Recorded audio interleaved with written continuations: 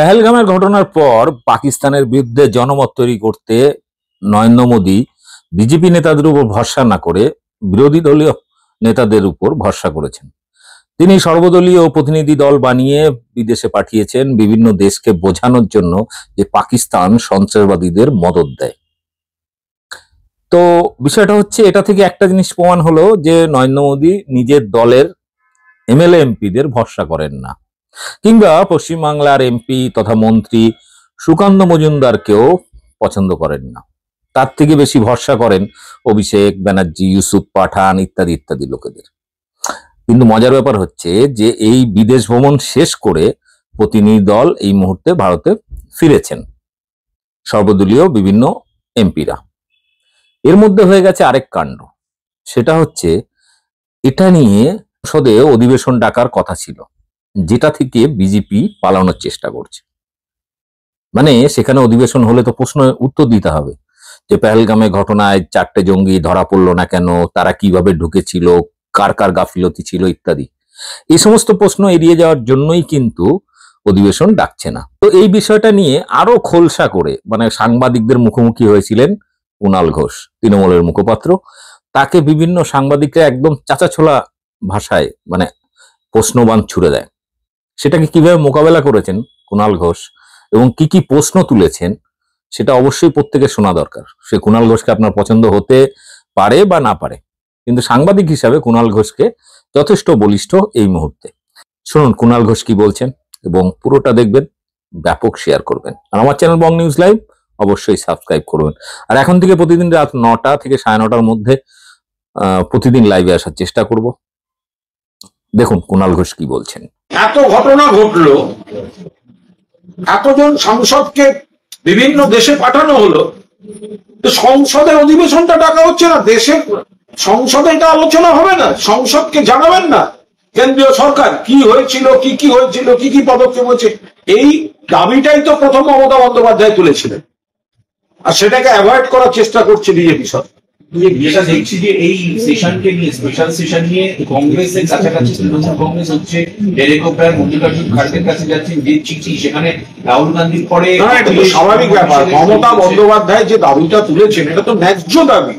এটা গণতান্ত্রিক সংসদীয় গণতন্ত্রের জায়গায়, যুক্তরাষ্ট্রীয় কাঠামোয় এটা তো খুব স্বাভাবিক ব্যাপার যে পহেলগাঁও এবং তারপরে যে সংঘর্ষমূলক পরিস্থিতিটা হয়েছে সেখানে কি কি হলো, অ্যাকচুয়ালি কি কি হয়েছে, তার অফিসিয়াল রিপোর্ট কি, তারপরে পৃথিবীর বিভিন্ন দেশের সঙ্গে কি কমিউনিকেশন, এই গোটাগুলো তো কেন্দ্র কি কি ব্যবস্থা নিল এটা তো দেশের সংসদকে জানাতে হবে।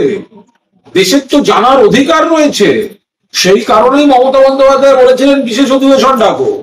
এখন বিশেষ অধিবেশন এই যে ডাকার প্রক্রিয়াটা, তো সেটাই মমতা বন্দ্যোপাধ্যায় যে দাবি করেছেন তাতে সবাই একমত হচ্ছে। কংগ্রেস একমত, তৃণমূল কংগ্রেস একমত। তৃণমূল কংগ্রেসের মমতা বন্দ্যোপাধ্যায় নেতৃত্ব প্রথম তুলেছেন, বাকি যারা সবাই একমত তারা এই বিষয়টা সবাই মিলে একসঙ্গে সই করে চিঠি দিয়েছেন। অভিষেক বন্দ্যোপাধ্যায়ের এবং রাহুল গান্ধী একসঙ্গে এটা নিয়ে অনেকে কংগ্রেস তৃণমূলের কাছাকাছি আসার জল্পনা। কংগ্রেস তৃণমূল কাছাকাছি মানেটা কি? আমরা তো পরিষ্কার বলেছি দেশের স্বার্থে জাতীয় স্তরে বিজেপির বিরুদ্ধে, কেন্দ্রীয় সরকারের বিরুদ্ধে সকলকে এক রাখার যে ডাক মমতা বন্দ্যোপাধ্যায় দিয়েছিলেন সেই দায়িত্ব আমরা পালন করছি। কিন্তু বাংলায় এসে রাজ্য কংগ্রেস সিপিএম এর সঙ্গে হাত মিলিয়ে বিজেপিকে মদদ দেওয়ার খেলা খেলছে। ফলে রাজ্যে বিজেপিকে মোকাবিলার প্রশ্নে মমতা বন্দ্যোপাধ্যায়, তৃণমূল কংগ্রেস একাই অ্যাকশন। এবার লড়তে হচ্ছে বিজেপির বিরুদ্ধে, তৃণমূল কংগ্রেস লড়ছে, আর সেখানে সিপিএম আর রাজ্য কংগ্রেস হাতে হাত মিলিয়ে বিজেপির বি টিমের ভোট কাটাকাটির কাজ করছে। তো এটা বাংলার মাটিতে এক সমীকরণ। আমরা এখানে মমতা বন্দ্যোপাধ্যায় নেতৃত্বে, অভিষেক বন্দ্যোপাধ্যায় সেনাপতিত্বে তৃণমূল কংগ্রেস তারা লড়ে বিজেপিকে হারিয়ে দেয়, আর এখানে রাজ্য কংগ্রেস সিপিএম এর লেজুর হয়ে বিজেপির বিটি। কিন্তু জাতীয় স্তরে মমতা বন্দ্যোপাধ্যায় যে আওয়াজটা তুলেছেন যে বিজেপির বিরোধী ধর্মনিরপেক্ষ প্রগতিশীল গণতান্ত্রিক দলগুলোকে একজোট হয়ে আনা, ফলে এখানে সেই দায়িত্বটা জাতীয় স্তরে পালন হচ্ছে। আর রাজ্য কংগ্রেস যদি মনে করে যে বিজেপির বিরোধিতা নয়, তৃণমূলকে মেলাইন করতে সিপিএম এর সঙ্গে হাত মিলিয়ে বিজেপিকে মদত দেয়া, তো ফলে আমরা এখানে রাজ্য কংগ্রেসকে ধরছি না। সিপিএম এর সঙ্গে হাত মিলিয়ে এই উপনির্বাচনে প্রার্থী দিচ্ছে কংগ্রেস, আবার আমি দেখা যাচ্ছে যে তৃণমূলে আবার কংগ্রেসে ভাঙন ধরিয়ে তৃণমূলে নেতারা আসছে।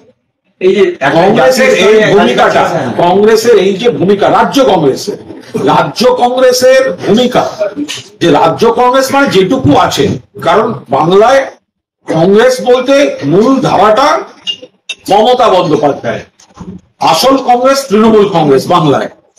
তো তারপরেও যেটুকু কংগ্রেস আছে, আজকেও ধরুন শঙ্কর মালাকার চলে এলেন, কংগ্রেসের নেতা কর্মীরা চলে এসছেন এবং আরো আসছেন, আগামী দিন আরো কয়েকজন আসবেন।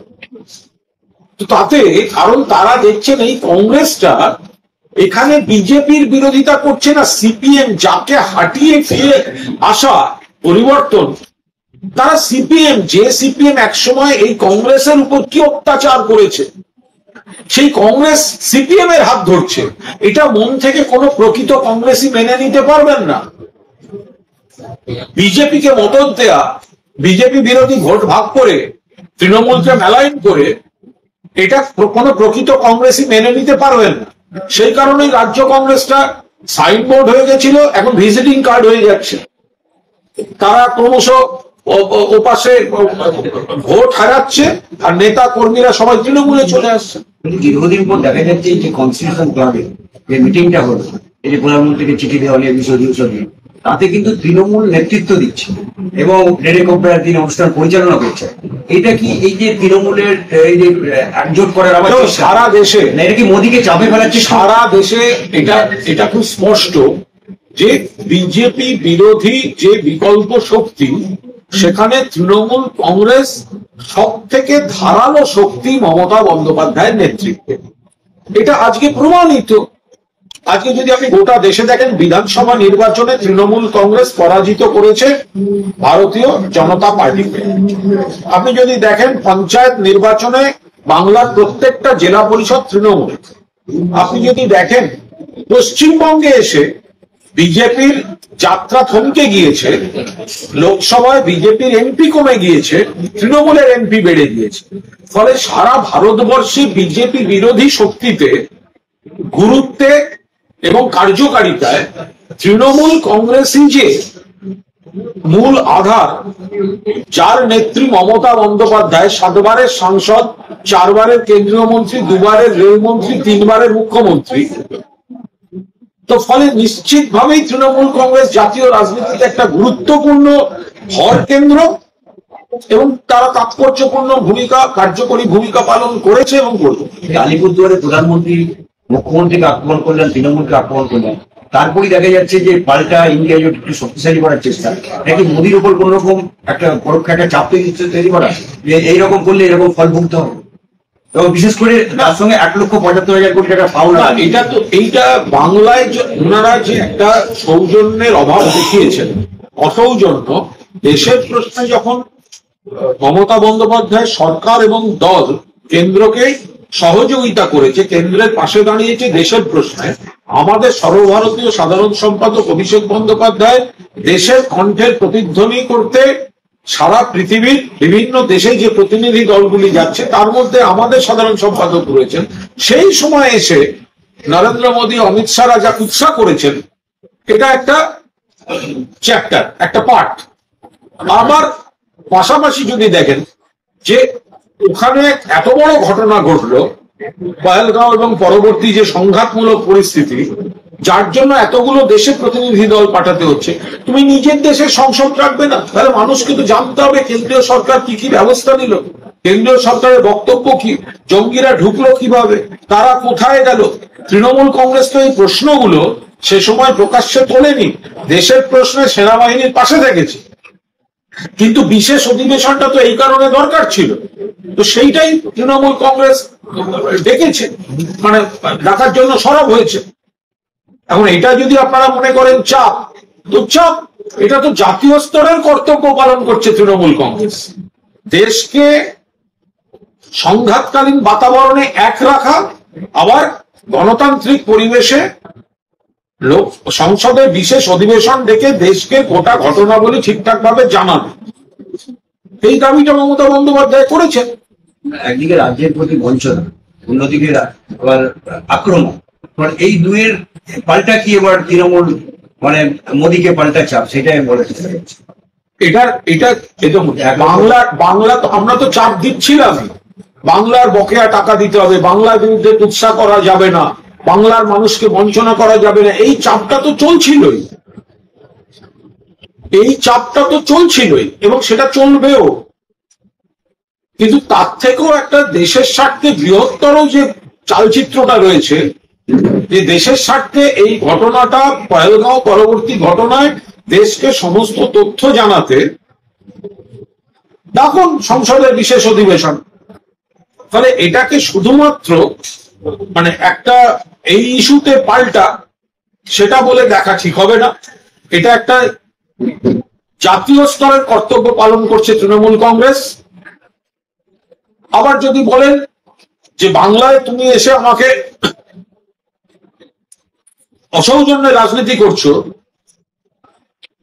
দিল্লিতে আগে তুমি তোমার কর্তব্যগুলো পালন করো, সেটাও তো ওদেরকে মনে করিয়ে দেওয়া দরকার।